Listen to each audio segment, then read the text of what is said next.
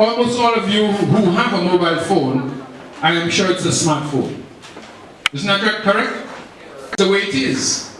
It has always been connected, but trust me, it was never all connected. And so that is my area, that's my area of interest. I still do teaching, not as much teaching as I would like to do, because as your professors will tell you, when you start in the profession, you're given 20, 30 hours a week to teach. But when you want to climb the ladder and start to be a manager, and start to look after a faculty, start to look after a department, the only thing that there is to take away from you to do it is your teaching. And so over the years, I've been slowly been taken away from my students that I love tremendously. Taken away from my students and doing less teaching so that I can do more management, so that I can sit in more meetings. And I sit in a lot of meetings to do strategic direction, budgeting, staffing, listen to what the government says, talking with other universities, networking with people all across the piece. Okay? And so my teaching, okay, has become smaller and smaller over the years. But that's what I really enjoy. I enjoy being with students, I enjoy talking to students, I enjoy hearing what students have to say. And hopefully today, at the end of my short presentation that should take about 40-45 minutes, okay, you will have an opportunity to question me. Okay, and you can ask me any question that you want. Like I tell my students, you can ask the question, I may not have the answer. And I'm very open and honest. If you ask me something that I don't know, I simply say, I don't know. And I'll try to find out. Okay, so that's where we are. So, before I move on, I've told you a little bit about me. I just want to know a little bit about you. How many of you here are Malaysian, or it had some value yesterday, it will have some value today, and it will have some value tomorrow? Although, that value may decrease. Brexit. Okay? We voted in the UK to leave the European Union, and what happened? Our money went down. Now for you in Malaysia, that's good news for you, because you can get more pounds, okay, for your money. So the value here, non-perishable, okay, the value of it can go up or down or stay the same. But these three criteria are important for us when we're looking at money.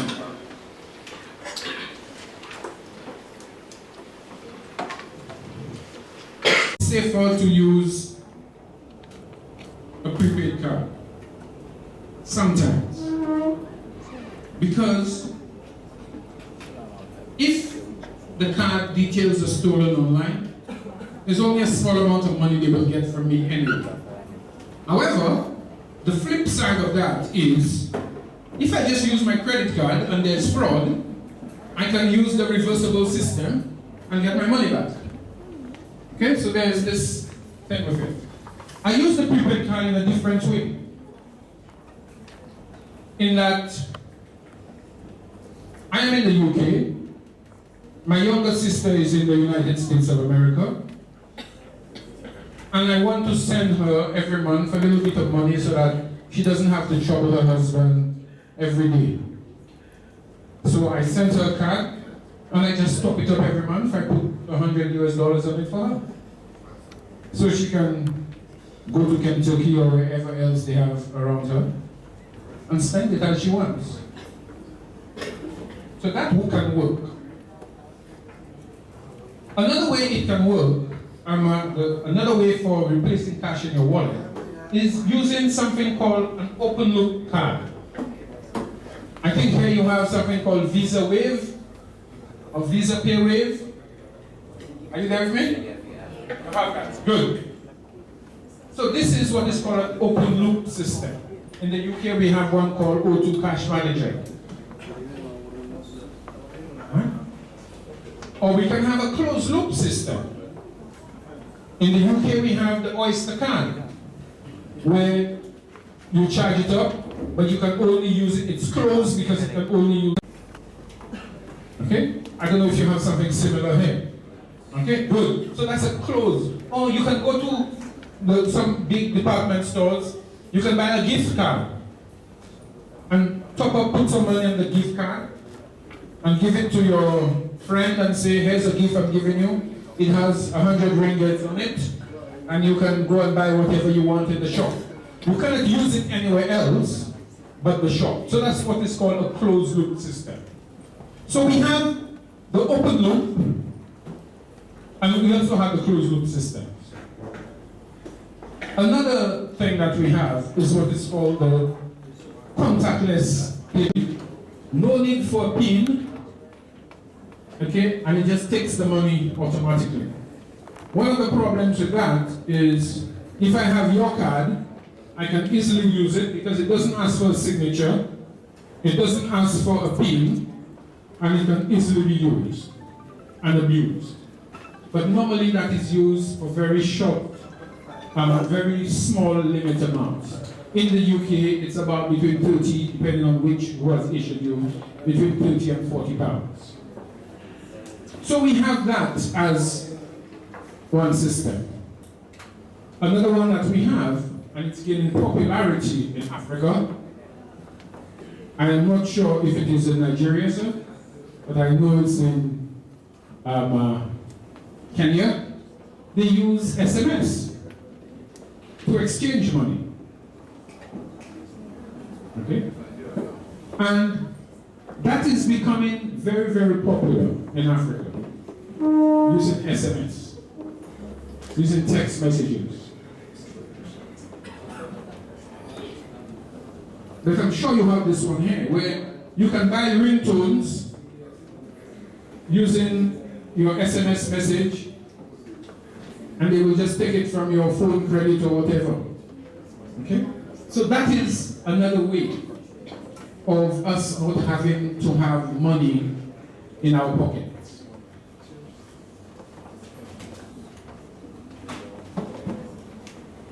So I've said all of these things.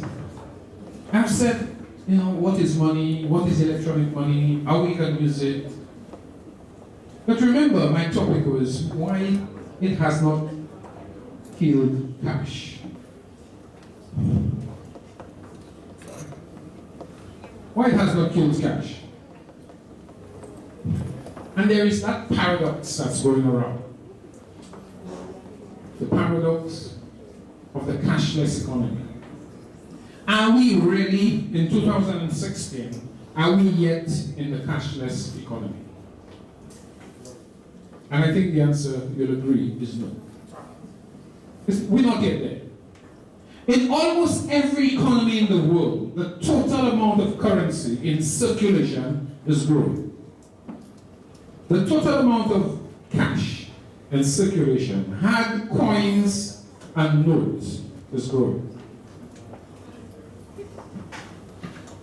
Only last month in the UK, they launched a new £5 note. Because they said the £5 was one of the most used notes. And it was getting dirty, it would be torn easily, people were washing it in their clothes, and so they launched a new £5 note. And it's made out of plastic. It's not paper. You cannot tear it, you can wash it, you can chew it, you can let your dog play with it or your cat, and it will still be there. Last month. And so, if electronic money had killed cash, there would be no need to do that. And printing money is expensive. Printing money is expensive. Printing money, you must have the facility, apart from the printer to do it. You must do it in a building that is absolutely secure where nobody else knows. Not even Google so that they can put it on a map. Okay? You must have vaults to hold it there. but they still have it. It is estimated that banks have about, in their vaults, banks have about 5 to 10% of the existing currency in their vaults. Now think about that. If banks have 5 to 10% of money in their vaults, where is the other 90 to 95%? It's in circulation. Or it's under your bed. Or under the floorboards of your house. Or in your loft, in the roof. You're hiding it somewhere. So that money is there. Many people still carry money in their wallets.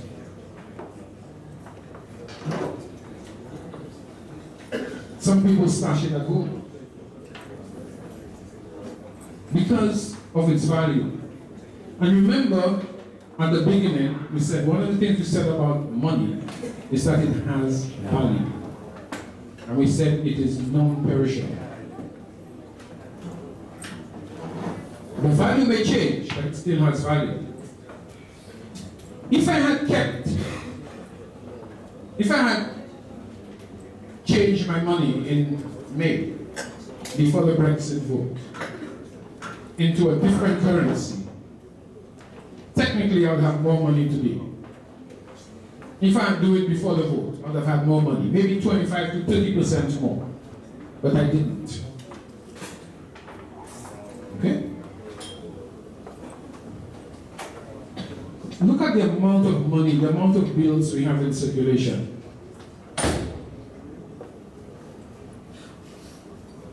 The banks know exactly which money we're using when. They know how many notes. That is why the Bank of England said we need a new £5 note, because this one is in high demand.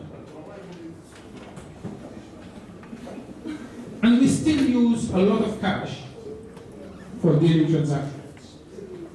We use a lot of it for daily transactions.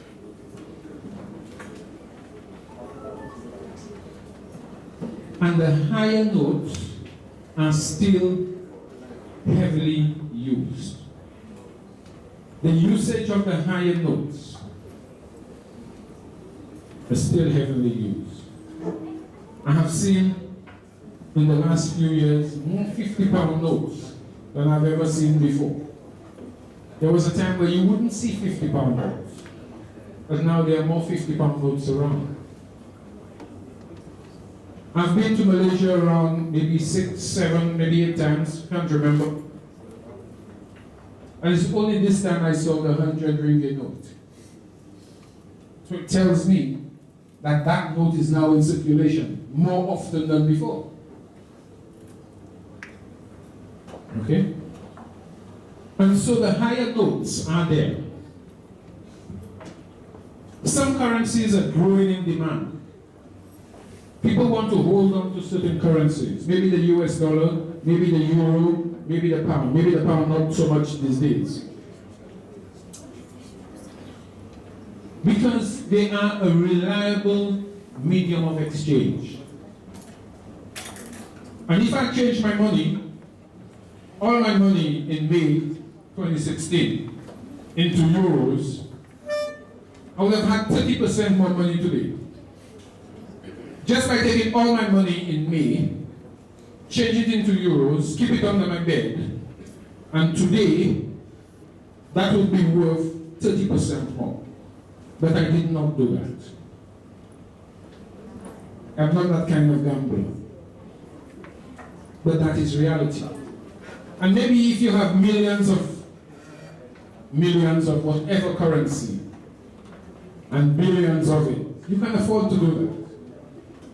So, the other thing is that money is still shipped around the world. In 2016, money is still shipped around the world. And I'm not talking about the money that's in the pockets of the passengers on the plane or the ships. I'm talking about crates of money, containers of money that is still shipped around the world. The US government forever ships money all over the place, both into the United States and out of the United States. It is estimated that when they went into places like Iraq and Afghanistan, they took it by the truckloads, money. So there is still that value attached to money. It is still there.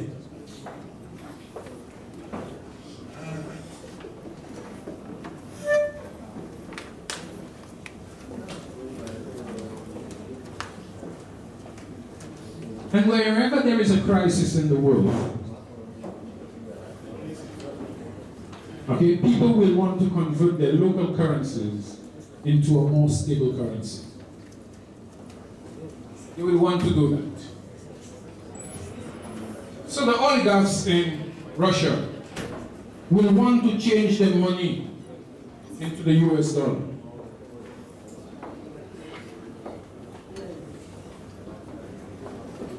The sterling now, people are looking at changing sterling into euros. Because they want to keep that value. So in spite of all the technology that we have, money is still there. We have what is called a currency agreement.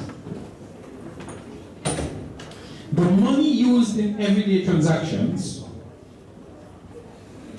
is only a small portion of the total currency that's nominally in circulation. So the money that we have, the money that we use in transaction is only a small portion of the total money in circulation. There is a lot of hidden money in the system. Drugs money is big business. I am not advocating that, but it is a fact of life that we have to live up with. The money in the hidden economy, the money that people make when they don't pay interest on it or tax on it,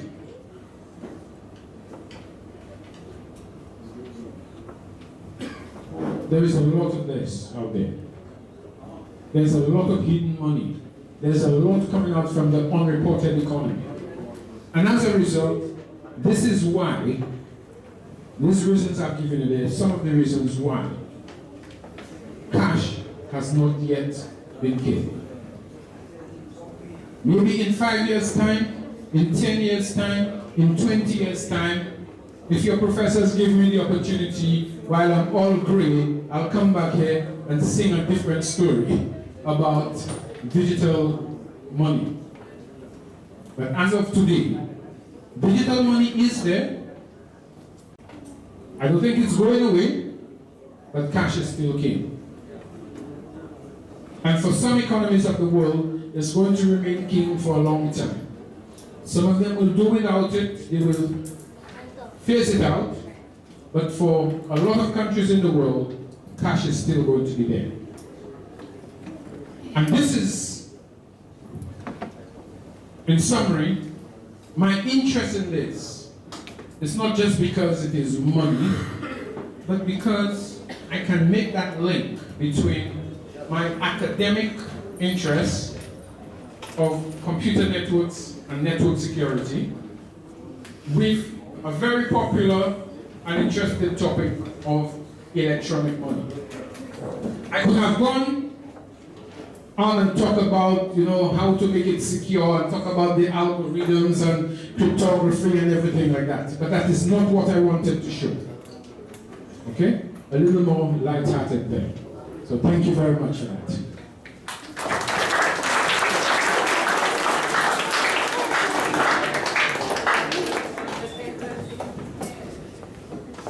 Thank you so much, Professor Alexis.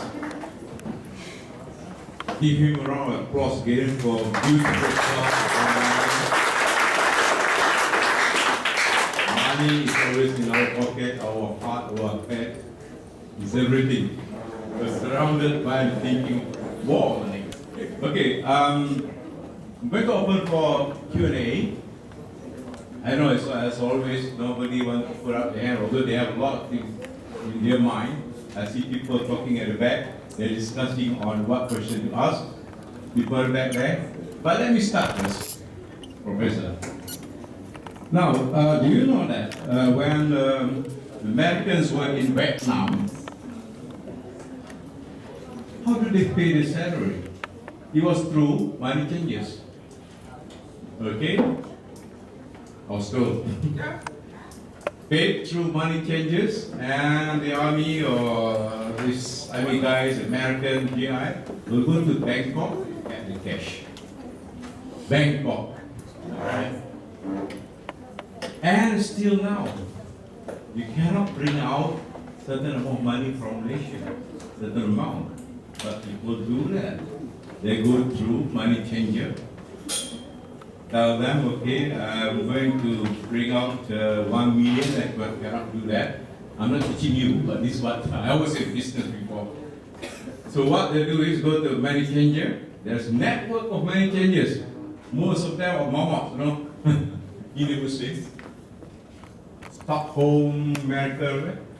So, pay him 1 million here, give a small tip. Then you go to London, convert to RM1 there, and you get your equivalent RM1 there. Dato' Yusof, no, he was a deputy ambassador in London before. And I know about that. A few of my friends did that to buy apartments and so what's not. Below radar. Below the radar. So I'd like to ask your opinion on that, number one. Number two is money laundering. Money laundering via electronic means. What's happening now? Right? Sorry, my dear girls, you have questions, you wait. Right? You'll be the first to ask a question, alright? Now, do you know that money has been piling up in the Switzerland, in banks in Switzerland? Because the Arab sheikhs, the rich Arab sheikhs, cannot take interest. So interest has been piling up and up for hundreds of years. And people in Switzerland do not know what to do with that money. Can we work something? Just to start the ball rolling.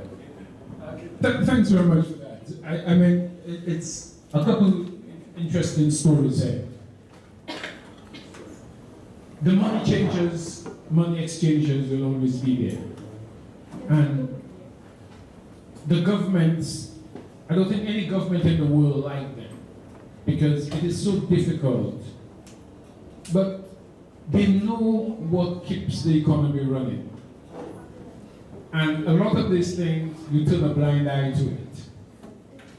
And I don't work for government, but I am almost certain that, you know, they are aware, if you are aware of it, and I am aware of it, and you in the audience are aware of it, that they're also aware that, you know, to keep the economy going, in every part of the world, there is a dark side of the economy. There's the black economy. There's the unreported economy. Okay? And the unreported economy has sometimes more impact than the recorded part of the economy. And so they will allow these things to happen. The other part about, you know, money laundering, electronic money laundering, that was one of the big things when Bitcoin made the news a couple of years ago. Because governments now have no idea as to how much was being transferred, exchanged, passed through. And they were very worried about it. I know they arrested some people over it in Europe. Okay? And who started Bitcoin is still a mystery.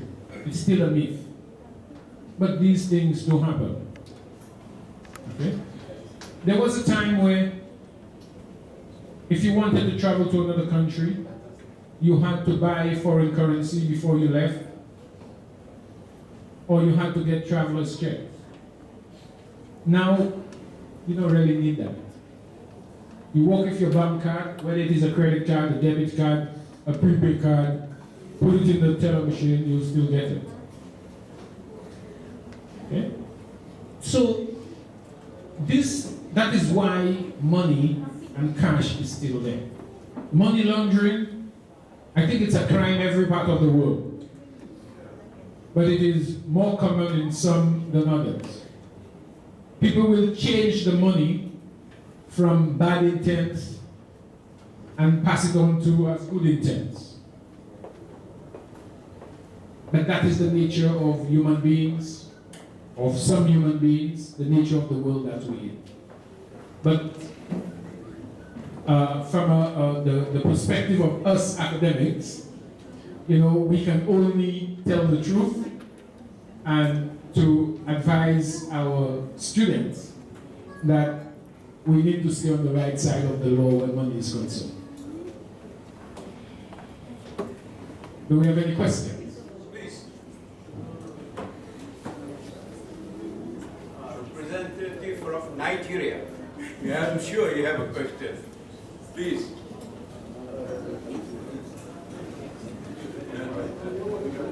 You were the first to ask question. I'm proud of you.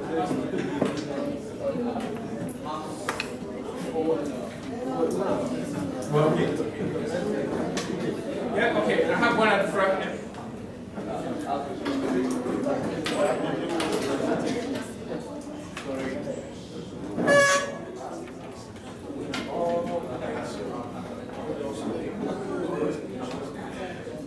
It means they try to make themselves more to these electronics and these and all that. And he helped us to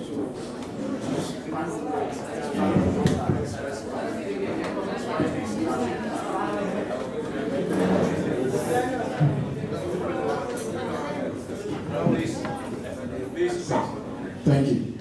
What I mean is, with all you have told us today and the explanation before that, I'm saying that if we give more of ourselves to these electronic means and develop more on it and give maybe the government reasons on how to move all this cash into electronic means, I think it's going to help to at least reduce the crime rates that distress life to a minimum percentage. Like when you talk about the drug part of it and all that, all this has to do with moving cash from one source to destination.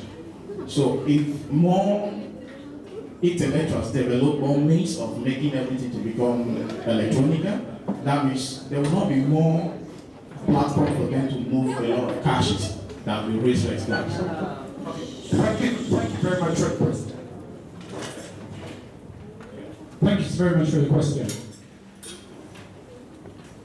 The answer to your question is yes and no. If there is a centralized system, then you will be able to do what you have suggested. But where you have a mix of systems, there is forever going to be a problem. Electronic money can only go so far as preventing crime and proceeds of crime. I went to China. I was in China in May. When I walked into the store to have my dinner, I said, "Do you accept credit cards?" They said yes. I had my meal and I gave them the credit card. They came back and they said, "We don't accept that credit card." Because it was a Visa card, and you think Visa is accepted around the world? Okay? However, the system that they have in China was called UniPay. And that particular shop I was in don't accept Visa. So it's a good thing I had a little bit of cash on hand, and I used that. So the point I'm making here is, the only way you can really control what happens is if it is a centralized system. And every part of the world, every economy is working into that system. But where you have different systems working, it will take a little bit of time. And I'm not one to go to speculate and say it's 5 years or 20 years, but it will take some time before that. But then it will also, I agree with you, it will also make it harder to exchange or to pass around, okay, the proceeds, the ill-gotten gains, so to speak. So yes, it can help, but also bear in mind that the small farmer, with the use of computer networks, with the use of a mobile phone in a field in Bangladesh or Nigeria or Kenya or St. Lucia or wherever, the small farmer can go online and see which trader to sell his coffee to get the most. And he doesn't have to walk, or she, 20 kilometers to do that, to get the money, but can almost get the money electronically. So that will help them on their feet. They don't have to walk 20 kilometers or 100 kilometers, and they can get their proceeds there immediately. And the same way that you want to send some money after you have graduated and you're making a lot of money, you want to send some to your mother and your grandmother and your grandfather, you don't have to put it in a suitcase, go up to Kuala Lumpur airport, fly over and bring it. You can just make a quick transfer. There was a time in my country where you could not leave the country with a certain amount of money. You had a limit as to how much you can leave the country with. Now, with everything that's going on, they don't even worry with that. They tell you, you cannot live with the bills, the notes. Yeah, but I can just leave the notes behind and still have the credit card and the debit card and everything and use it. Okay, so yes, the answer is yes or no, but it will, the only way to effectively work is if we have a centralized system, in my view.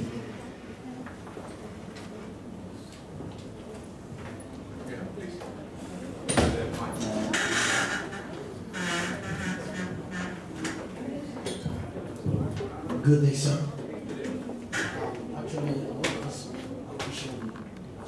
We have little. That's a small group, Prof.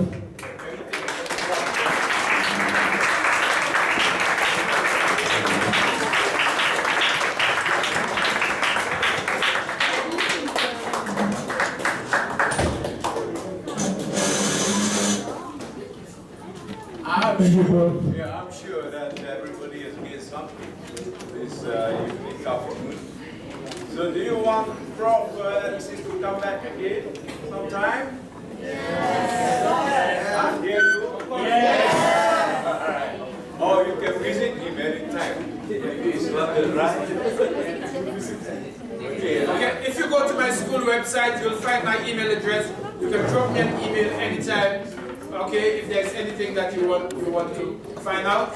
Okay, just let me know who you are. Okay, so in other words, don't send me an email from, I'm just trying to get a name here, you know, jazzyc@hotmail.com, and I would not know who Jazzy C is. So tell me that you're from Lincoln, and so that I will respond. Okay? Academic year. Okay? All the best. Thanks very much for staying for so long. I said it was 40 minutes. I know I went way over that. Okay, but I like to talk. Thank you.